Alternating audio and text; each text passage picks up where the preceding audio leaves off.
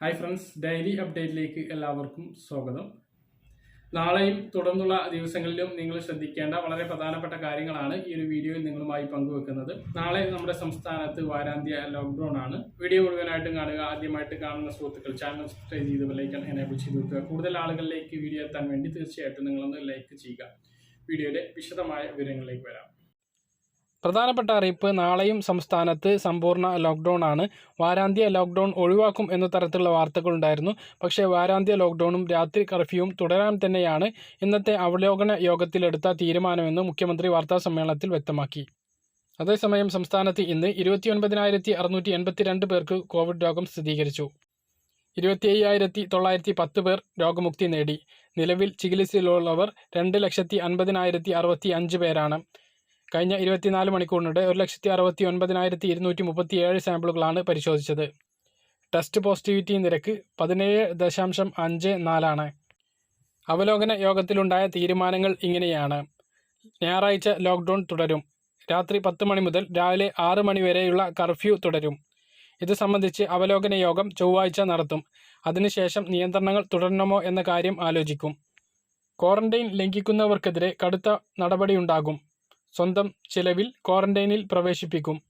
ആരോഗ്യവകുപ്പിന്റെ നിർദ്ദേശങ്ങൾ ലംഘിക്കുന്നവരോട് ഒരു ദയവും വേണ്ട എന്നാണ് തദ്ദേശ സ്ഥാപനങ്ങൾക്ക് ചീഫ് സെക്രട്ടറി നൽകിയിട്ടുള്ള നിർദ്ദേശം. വീടുകളിൽ ക്വാറന്റൈനിൽ കഴിയുന്നവരെയും ഐസൊലേഷനിൽ കഴിയുന്നവരെയും കർശന നിരീക്ഷണത്തിന് വിധേയമാക്കും.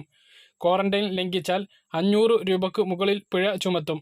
പുറത്തിറങ്ങി നടക്കുന്നവരെ സ്വന്തം ചിലവിൽ നിർബന്ധിത ക്വാറന്റൈനിൽ പ്രവേശിപ്പിക്കും. വിദേശത്തു നിന്ന് വരുന്നവർ കൃത്യമായി ക്വാറന്റൈൻ പാലിക്കുന്നുണ്ടെന്ന് റെസ്പോൺസ് ടീമുകൾ ഉറപ്പുവരുത്തണം. മറ്റു സംസ്ഥാനങ്ങൾ പോലെ രോഗം നിയന്ത്രിച്ചു സ്കൂളുകൾ തുറന്നാൽ മതിയെന്നാണ് പൊതുധാരണ. രോഗം നിരക്ക് ഉയർന്നിരിക്കുമ്പോൾ സ്കൂളുകൾ തുറക്കുന്നത് തിരിച്ചടിയാകുമെന്നാണ് സർക്കാരിൻ്റെയും വിദ്യാഭ്യാസ വകുപ്പിൻ്റെയും വിലയിരുത്തൽ. പാരസിറ്റമോൾ ഉപയോഗിച്ച് കോവിഡ് മറച്ചുവെക്കാൻ ശ്രമിച്ചാൽ പിടി വീഴും എന്നുള്ള കാര്യം ഉറപ്പായി. സംസ്ഥാനത്ത് കോവിഡ് വ്യാപനം കുതിച്ചുയരുന്ന സാഹചര്യത്തിൽ പാരസിറ്റമോൾ അടക്കം ചുമക്കും ജലദോഷത്തിനും ഉള്ള മരുന്നുകൾ ഡോക്ടറുടെ കുറിപ്പില്ലാതെ നൽകുന്നത് വിലക്കിക്കൊണ്ട് സംസ്ഥാന ഡ്രഗ് കൺട്രോൾ വിഭാഗം ഉത്തരവിറക്കി. പനി, തൊണ്ടവേദന, ചുമ, ജലദോഷം എന്നിവ കോവിഡിൻ്റെ പ്രധാന ലക്ഷണങ്ങളാണ്. ഇത്തരത്തിലുള്ള അവസ്ഥയിലുള്ള ആളുകൾ സ്വയം മരുന്ന് മേടിച്ച് ഉപയോഗിക്കുകയും പുറത്തിറങ്ങി നടക്കുന്ന ഒരു സാഹചര്യമാണ് നിലവിലുള്ളത്. ഈ ഒരു സാഹചര്യത്തിലാണ് മെഡിക്കൽ സ്റ്റോറുകളിലൂടെ ഡോക്ടറുടെ കുറിപ്പടിയില്ലാതെയുള്ള മരുന്ന് വിൽപ്പന നിരോധിച്ചുകൊണ്ട് സംസ്ഥാന ഡ്രഗ് കൺട്രോൾ വിഭാഗം ഉത്തരവിറക്കിയിട്ടുള്ളത്.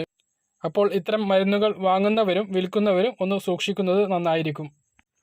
സംസ്ഥാനത്ത് സ്കൂളുകൾ തുറക്കുന്നതുമായി ബന്ധപ്പെട്ട് പഠനം നടത്താൻ വിദഗ്ധ സമിതിയെ നിയോഗിക്കുമെന്ന് വിദ്യാഭ്യാസ മന്ത്രി കഴിഞ്ഞ ദിവസം പറഞ്ഞിരുന്നു. എന്നിരുന്നാലും പെട്ടെന്ന് നമ്മുടെ സംസ്ഥാനത്ത് സ്കൂളുകൾ ഭാഗികമായി പോലും തുറക്കാൻ സാധ്യതയില്ല. ഇത്രയും അറിയിപ്പുകളാണ് ഈ ഒരു വീഡിയോയിൽ നിങ്ങളുമായി പങ്കുവെക്കാനുള്ളത്. പറഞ്ഞ കാര്യങ്ങൾ കൃത്യമായിട്ട് മനസ്സിലായിട്ടുണ്ടാവുമെന്ന് കരുതുന്നു. അപ്പോൾ നാളെ വാരാന്ത്യ ലോക്ക്ഡൗൺ. അവശ്യ സാധനങ്ങൾ വിൽക്കുന്ന കടകൾക്ക് പ്രവർത്തിക്കാം. പൊതുഗതാഗതങ്ങൾ ഉണ്ടായിരിക്കുന്നതല്ല. KSRTC പരിമിതമായ സർവീസുകൾ മാത്രമേ നടത്തുകയുള്ളൂ. അപ്പോൾ മറ്റൊരു വീഡിയോയുമായി നമുക്ക് വീണ്ടും കാണാം. അതുവരേക്കും ബൈ.